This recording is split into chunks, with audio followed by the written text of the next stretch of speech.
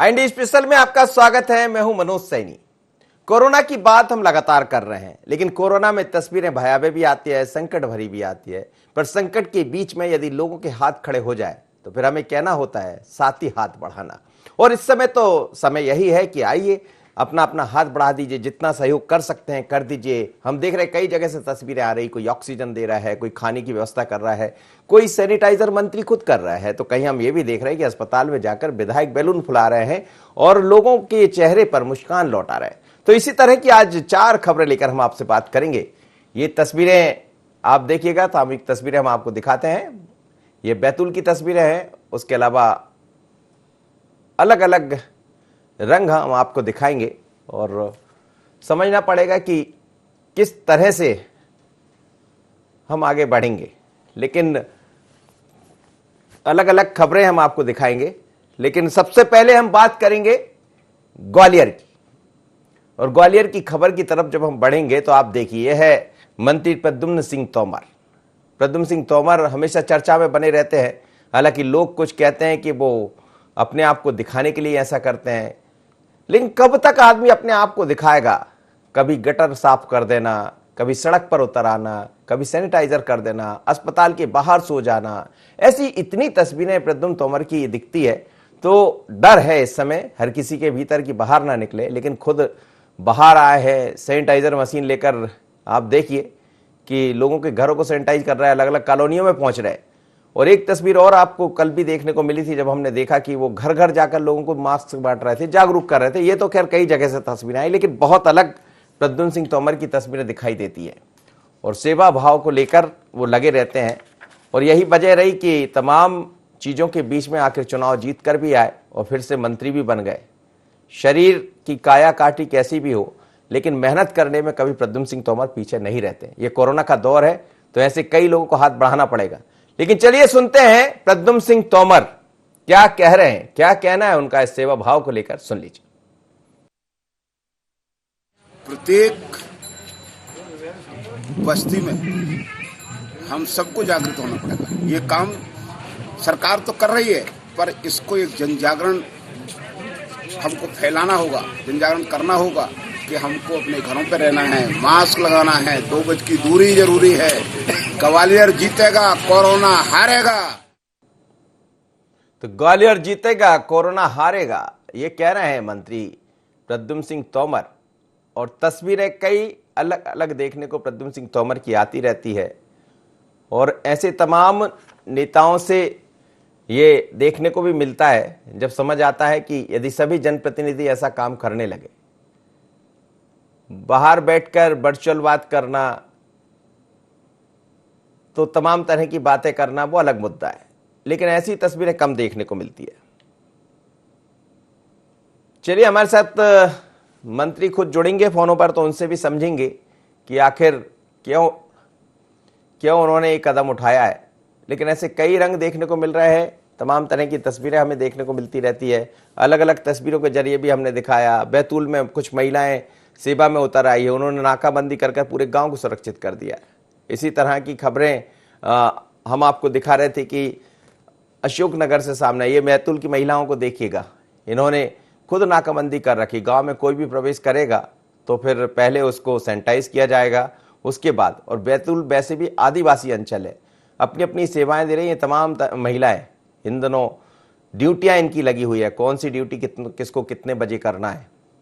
चलिए वापस लौटते हैं प्रद्युम्न सिंह तोमर की खबर की तरफ। जैसा हम आपको दिखा रहे थे, वो सैनिटाइज कर रहे हैं अपनी कॉलोनी को, और जैसे ही वो हमसे जुड़ेंगे तो हम उनसे भी बात करेंगे। और हमारे संवाददाता अनिल से भी हम बात करने का प्रयास करेंगे, यदि अनिल जुड़ते हैं तो उनसे समझेंगे कि किस तरह सेवाएं दे रहे।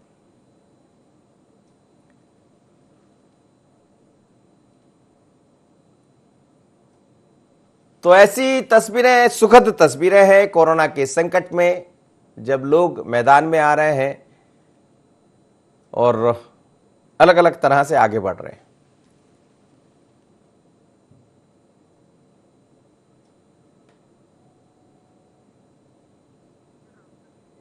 चलिए एक बार और सुनते हैं प्रद्युम्न सिंह तोमर का क्या कहना, आखिर क्यों मैदान में उतर आए प्रद्युम्न सिंह तोमर, क्या कह रहे हैं लोगों से, क्या जागरूकता फैलाने की अपील कर रहे हैं। सुनिएगा।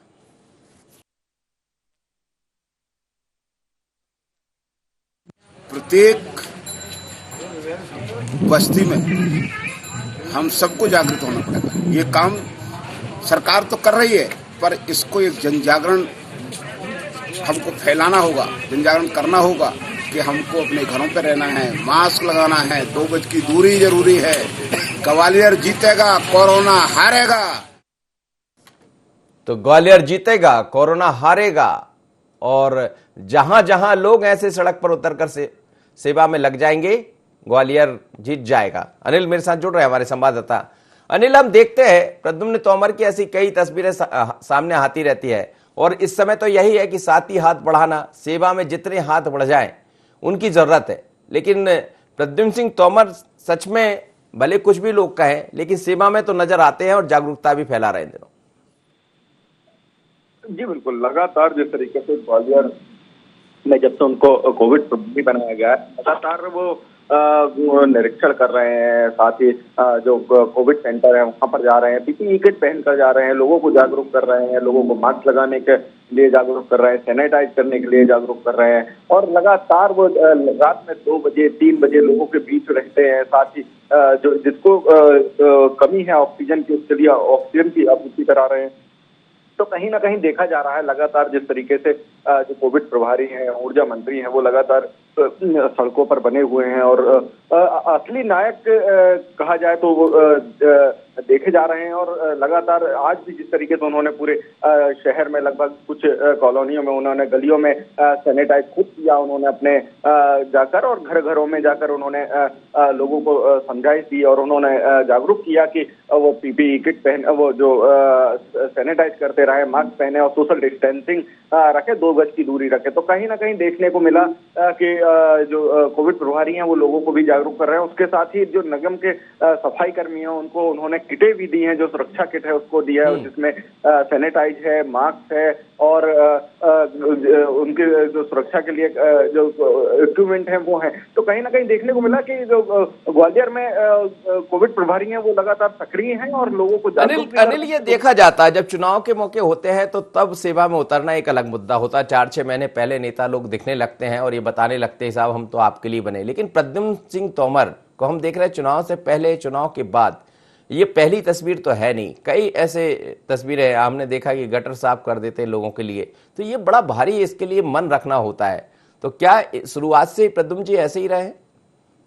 जी बिल्कुल, लगातार जैसे देखा गया कि वो शुरू से ही ऐसे रहे हैं, और जब से उन्होंने भाजपा ज्वाइन किया है, जब से वो भाजपा में शामिल हुए तो उनको और वो जागरूक हो गए। कहीं ना कहीं अब प्रधानमंत्री जो है नरेंद्र मोदी का, उनका आह्वान देते हैं, साथ ही जो शिवराज सिंह चौहान का आह्वान देते हैं, ज्योतिरादित्य सिंधिया का आह्वान देते हैं कि उनके मार्गदर्शन पे चल रहा हूँ, और उनके जो उन्होंने मुझे मार्गदर्शन दे रहे हैं उनके आधार पर काम कर रहा हूँ। मैं जनसेवक हूँ और मैं जनता के लिए सेवा करने के लिए उतरा हूँ। जिस तरीके से मेरे को जनता ने आशीर्वाद दिया है तो उसका आशीर्वाद का जो है मैं दुरुपयोग ना करूं और उसको सदुपयोग करूं, और इसी के तहत उन्होंने ये जनसेवा का काम कर रहे हैं लगातार, और जनता के बीच में बने हुए हैं।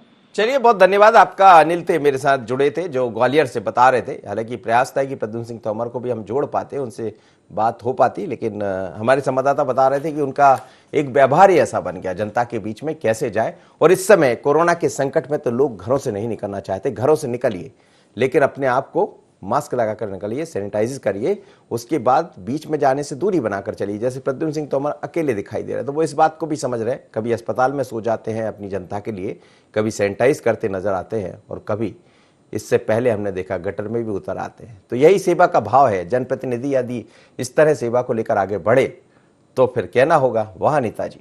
लेकिन अकेले बात प्रद्युम्न सिंह तोमर की नहीं है। इन दिनों कई भारतीय जनता पार्टी के ऐसे नेता हैं, विधायक हैं जो सेवा में लगे हैं। ये तस्वीर भी ग्वालियर चंबल के ही अशोकनगर की है। अगली खबर की तरफ हम बढ़ेंगे तो अशोकनगर के अस्पताल में इन दिनों अलग तस्वीरें देखने को मिल रही। यहां भी साथ ही हाथ बढ़ाना की तर्ज पर हमने देखा कि किस तरह से नेता अपनी सेवा में लगे हुए हैं, और लगातार वहां के विधायक जसपाल जज्जी आज अस्पताल पहुंचे। अस्पताल में पहुंचे तो इस समय हर किसी के मन के अंदर कई तरह की भ्रांतियां हैं, तो वहां जाकर थोड़ा गुनगुना दिए, और गुनगुनाने के साथ उन्होंने फिर बैलून भी फुला दिए। क्या है जरा देखिए तस्वीरें।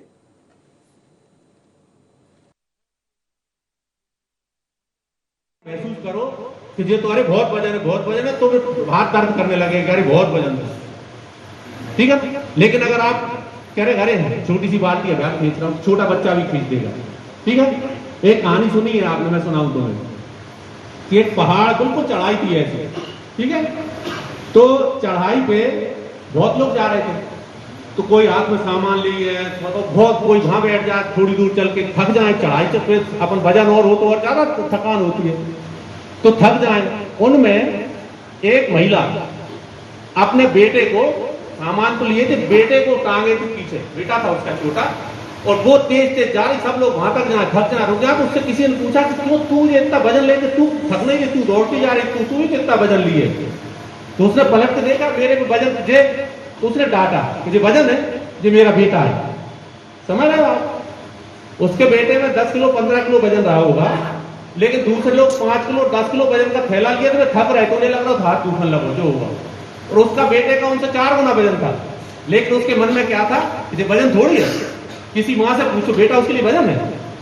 लेकिन वो क्या है कि निमोनिया एक दूसरे प्रकार का, थोड़ा उससे मतलब दूसरे प्रकार का निमोनिया एक आया है, और उसे नाम दे दिया कोरोना। और पहले जब निमोनिया होता था, पुराने जमाने में होता था, तो हमें कोई बहुत प्रचार नहीं था उसका, निमोनिया हुआ दवाई लेनी ठीक हुआ। अब दिन भर टीवी पे चल रहा कोरोना, गांव की भाषा में ये समझ लो कि कीटाणु जो हमारे शरीर के अंदर भरे पड़े हैं, वो बीमारी से लड़ते हैं, वो हमारे रक्षक हैं। लेकिन उनको जितना तुम ताकतवर कर दो, ये दवाइयां जो भी किसी भी बीमारी की दवाई दी जाती है, वो दवाई केवल इसलिए दी जाती है कि वो जो कीटाणु हमारे शरीर का रक्षक है, उसको उसकी ताकत बढ़ाने की होती है। तो वो जितना ताकतवर होगा, वो रोग वाले कीटाणु उतनी जल्दी मार देगा। पता है, एक तो सबसे पहली बात, हम ये मान के चलो जो ईश्वर की मर्जी से होता है वो होता है, और जब ईश्वर की मर्जी से ही होना तो मैं क्यों डरूं? आप बताओ, मेरे हाथ में कुछ है क्या?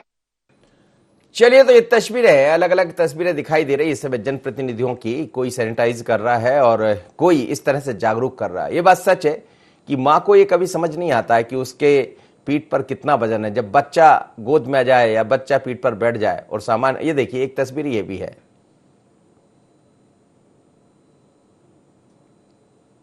ये उनके कार्यकर्ता बैलून फुलवा रहे हैं लोगों से। ये कह रहे हैं कि बैलून फुलाइए, और कहते हैं कि यदि ऑक्सीजन बढ़ाना है अपने शरीर की तो इस तरह की प्रैक्टिस करते रहिए, इससे एक मुस्कान भी मिलेगी चेहरे पर। अब आप देख ही रहे हैं इस समय कोरोना का संकट है, तो चेहरे पर मुस्कान लौटने में थोड़ा सा वक्त लगता है, लेकिन ऐसे यदि हाथ बढ़ने लगे तो फिर हर चीज आसान हो जाती है। चलिए, विकास हमारे संवाददाता इस वक्त जुड़ रहे हैं, उनसे बात कर लेते हैं। जसपाल जज्जी भी हमसे जुड़ेंगे तो हम उनसे भी बात करेंगे। विकास, ये जो तस्वीरें है दिखाई दे रही है, जसपाल जज्जी भी सेवा में उतरा है। इस समय कई लोगों को जरूरत है कि वो आए और अपने हाथ बढ़ाएं।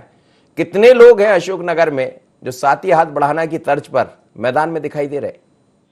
जी मनोज जी, मैं बता दूं, विधायक जी द्वारा लगातार प्रयास किए जा रहे हैं। ऐसे कोरोना काल संकट में जो आदमी घर से बाहर निकलने में कतरा रहा है, वहीं विधायक जी निर्भीक होकर लगातार कोविड वार्ड में जा रहे हैं और कोविड मरीजों की सेवाएं कर रहे हैं और उनको हौसला अफजाई दे रहे हैं।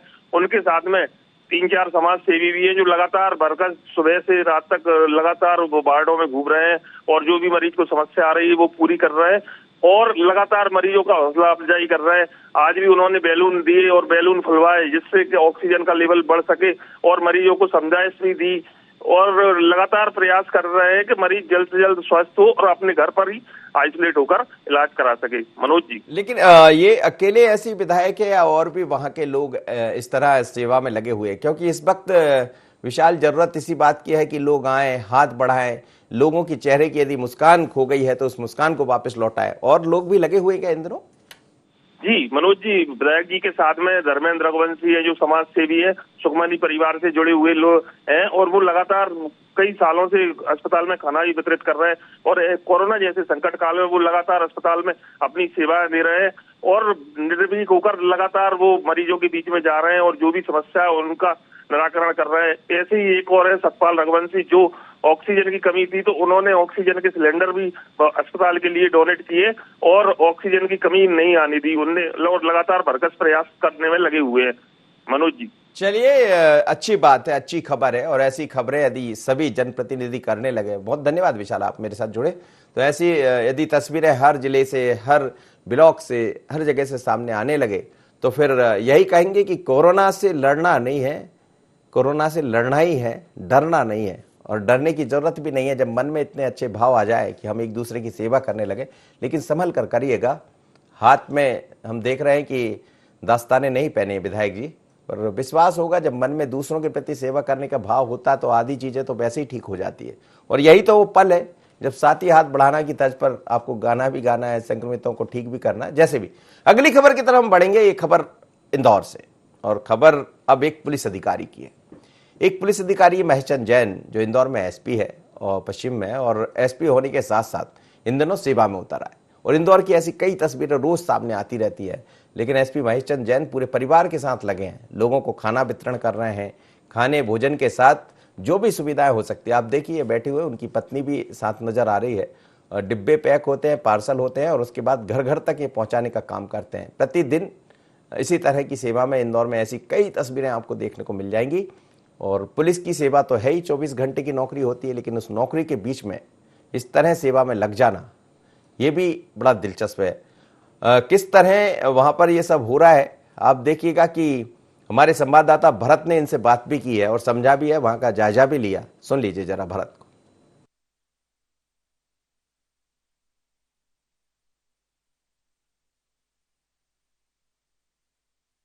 भरत ने जायजा भी लिया था, वो भी हम दिखाएंगे आपको। हालांकि अब इस वक्त एसपी महेशचंद जैन मेरे साथ जुड़ रहे हैं, उन्हीं से बात कर लेते हैं।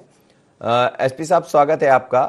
ये जो तस्वीरें आपकी हम देख रहे हैं, कब से आप लोग इस तरह सेवा में लगे हैं? और ये तो वो वक्त है जब पुलिस को भी अपनी सेवाएं देना है, लॉ एंड ऑर्डर भी देखना है, और उसके बाद फिर ये भी कि जनता के बीच में जाना और भोजन का वितरण करना। जिस दिन से लॉकडाउन इंदौर में हुआ है, लगभग 15 दिन हो गए, तब से हमारी और टीम जो है, हमारे एक सीएसपी सराफ का उनको लगाया है। तो जैन समाज के कुछ हमारे स्वयंसेवी भाई हैं, उनके माध्यम से 500,000 पैकेट डेली हम बेघर लोगों को पुलिस के सहयोग से बांट रहे हैं। जो फुटपाथ पर सोते या रहते हैं उनको पुलिस भोजन करा रही है। और पुलिस एक माध्यम है और कोशिश कर रही है कि कोई भी आदमी इंदौर की सड़कों पर भूखा ना सोए। जी जी। लेकिन जैसा आप कह रहे हैं कि कोई भी आदमी भूखा ना सो, इसके लिए एक बजट की जरूरत भी होगी। तो क्या ये आप लोग अपनी तरफ से करते हैं या कहीं कोई सहयोग? जैसा कि मैंने बताया कि जो पुलिस जिन लोगों को भोजन करा रही है फुटपाथ पर रहने सोने वालों को, वो हमारे जैन समाज के कुछ स्वयंसेवी सेवाभावी भाई हैं, उनके माध्यम से करा रही है। जहाँ तक खिचड़ी का वितरण का प्रश्न है, 4 दिन पहले हमारे एक परिचित की बिटिया ने ये बात रखी थी कि पापा को अस्पताल का खाना अच्छा नहीं लगता।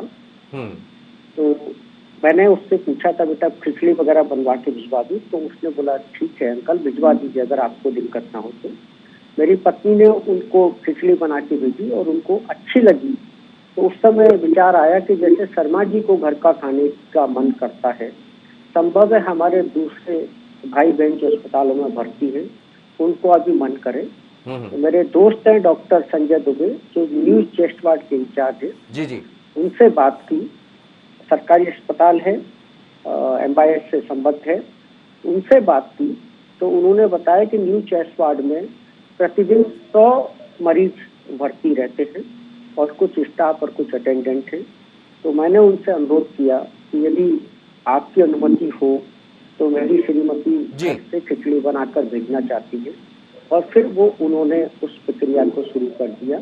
लगातार मेरे स्टाफ के लोग जो घर पर रहते हैं वो श्रीमती जी का साथ देते हैं और सब लोग मिलकर। चलिए सर, बहुत अच्छा काम आप कर रहे हैं, आपको बहुत शुभकामनाएं। और ऐसे ही आप जैसे लोगों की जरूरत है इस समय समाज को, कि सभी लोग मिलकर आए। हालांकि महेशचंद जैन साहब कह रहे हैं कि हम अकेले नहीं, कई लोगों का उनको सहयोग मिल रहा है, और सहयोग से ही तो ये होता है कि किसी हम जंग को जीत लेते हैं। आपको याद होगा, मैं एक खबर से आपसे जिक्र कर रहा था अशोकनगर की, जहां विधायक खुद मैदान में उतरे। इस वक्त विधायक जुड़ रहे हैं, उन्हीं तस्वीरों के साथ हम आपको दिखाएंगे एक बार फिर कि आखिर अशोकनगर में इस बार जसपाल जज्जी मेरे साथ जुड़े हैं, उनसे बात कर लेते हैं।